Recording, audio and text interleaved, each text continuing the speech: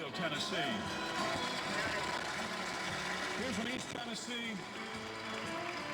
Doing their beautiful version, none like it, of the bluegrass gospel. Doyle Lawson and Quicksilver are here. And a good friend sings some duets with me here from Mandan, North Dakota. Andrew Suki is on our show.